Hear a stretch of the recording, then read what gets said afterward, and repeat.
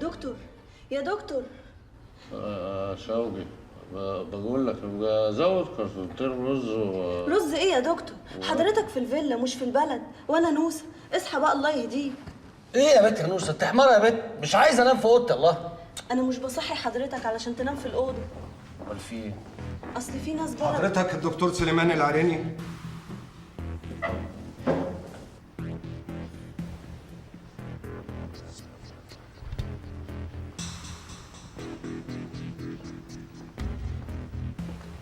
ايوه خير، في ايه؟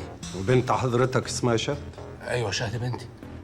خير، حاكمي؟ احنا مباحث يا دكتور، ومعانا امر بالقبض على بنت حضرتك شهد سليمان العريني. يا لهوي، ايه؟ تقبض على بنتي انا؟ ليه؟ ايه اللي حصل؟ جريمة قتل عمد. يا نهار اسود، ايه اللي انت بتقوله ده يا سليمان؟ قتل ايه وظابط ايه ومال شهد ومال التخاريف اللي انت بتقولها دي؟ سليمان، انت بتكلمني وانت فايق ولا نايم زي عوايدك؟ مش ممكن، ما هو اكيد في حاجه غلط. طب شهد فين دلوقتي؟ يا شاهيناز انا اللي بسألك شهد فين دلوقتي؟ يا ستي مش موجودة وتليفونها مقفول. عند مين؟ أمنية مين دي؟ طب ما تعرفيش فين عنوانها أمنية دي؟ لا، ما اعرفش العنوان بالظبط. هي اتصلت بيا امبارح بالليل واستأذنتني. سليمان، انت في حاجة في مخك؟ هو ده وقت نتحاسب فيه على كلام زي ده؟ طب اقفل بقى، انا جايه لك دلوقتي. قالت لك عنوان صاحبتها ده فين بالظبط؟ ما تعرفش العنوان؟ طب رقم تليفون البيت، الموبايل؟ ما تعرفهمش. طب تسمح لنا بقى نفتش اوضتها؟ لا ما اسمحش لحضرتك. لو حضرتك معاك إذن نيابة اتفضل فتش إن شاء الله هدومي، غير كده أنا آسف. يا دكتور، انا عايز مصلحة حضرتك، انت اللي لازم توصل لها الاول وتجيبها قبل الامور ما تتعقد، وحاول تشوف لنا طريقة نوصل لصاحبتها دي بسرعة. والله زي ما بقولك كده يا بنتي. وبعدين هو انا يعني هسيح له ليه؟ ايه، عايز اعمل له دعايه واجيب له زباين باخد منه كوميشن مثلا؟ مفيش حاجه اسمها كده يا منى. يعني ايه يقرا المستقبل ويعرف اللي في جيبك ويشوف احلامك والكلام العبيط ده؟ ليه يعني؟ نبي يعني ولا ايه؟ ايه ده ايه ده ايه ده ايه الزحمه دي؟ هدي شويه كده يا شهد. دي حادثه دي ولا ايه؟ لا طبعا مش حادثه، اكيد مش حادثه. عارفه ده ايه؟ ده لعنه الشيخ حسان عليا وعليكي علشان تبقي تقوحيني يا فالحه. ويخرب بيتك هنروح في داهيه بسبب جهلك ده. عدي يا محمود بيه، وقف لي العربيه الحمراء التانيه اللي ورا دي.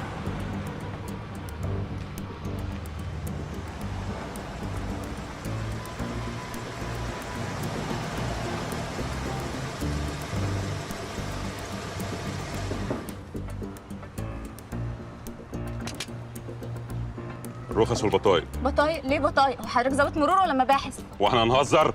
رخصتك ورخصه العربيه والبطايق. طيب اوكي خلاص. رخصتك انت كمان يا اموره. ايه ده انا كمان؟ هو في ايه؟ انا هنبات هنا النهارده ولا ايه؟ حاضر ثواني حضرتك. في ايه يا شهد؟ مش عارفه البورتوفيه كان هنا، مش عارفه راح فين ده كمان. ما هو كان معاكي واحنا نازلين من الفيلا. يكون نسيته في الاستوديو. هو ده اللي حصل فعلا. مش دي برضو بطاقة شهد بنت سعادتك ورخصتها ورخصة العربية؟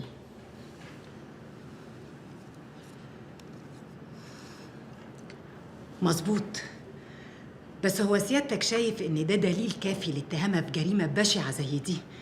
وارد جدا انها تكون في زياره لاي واحده من صحباتها في نفس العماره، ولما شافت استوديو فؤاد عوني حبت انها تتعرف عليه مثلا. يعني اصل شهد بتحب الموسيقى جدا، واكيد دخلت تاخد منه اوتوجراف فوقعت منها المحفظه من غير ما تحس. ترتيب منطقي جدا على فكره. يا دكتوره،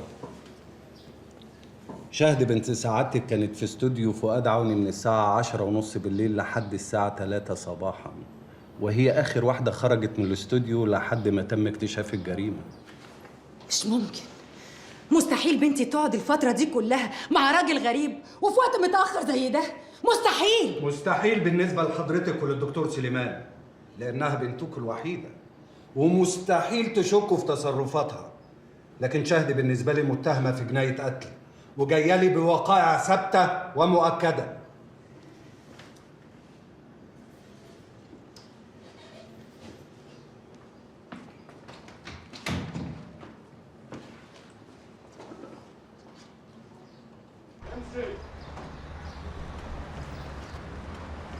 يلا يا اختي يلا.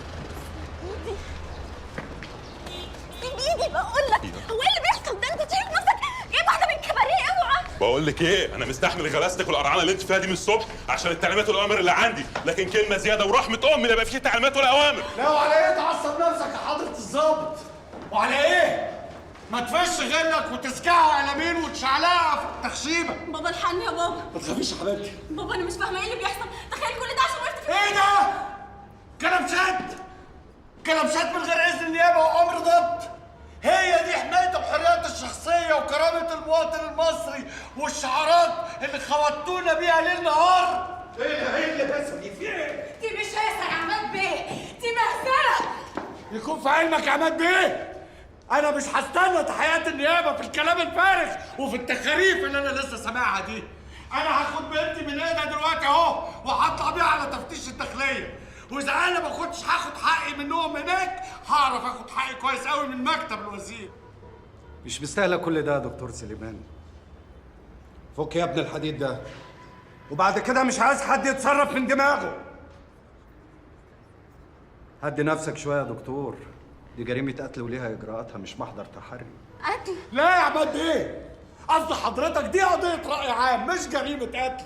ما هو لو التشديد ده والإجراءات السريعة دي كلها علشان الجهات الأمنية غيورة قوي على أرواح المواطنين الأبرياء وبتشتغل بالهمة العظيمة دي، مع غفير اندبح على باب مصنع ولا بنت غلبانة بتسرح على الرصيفة مولعات ودهسها عيل سكران بعربية أمه، أنا كنت قطعت لساني، كنت ضربت لكم تعظيم سلام حتى لو كانت بنتي هي المتهمة الوحيدة في الجريمة. إنما تقتحموا بيوت الناس وتطلبوا انكم تفتشوها من غير اذن النيابه وتنصبوا كماين وترجعوا بنتي في الشوارع بكلبشات السوابق والمجرمين علشان انتوا خايفين من دوشه الصحافه لمجرد ان اللي اتقتل واحد مشهور زي فؤاد عوني. ده يا عماد بيه ما يبقاش اسمه حرص على العداله، ده يبقى اسمه كيل ب 600 مكيال، وانا مش هسكت على الكلام الفارغ ده.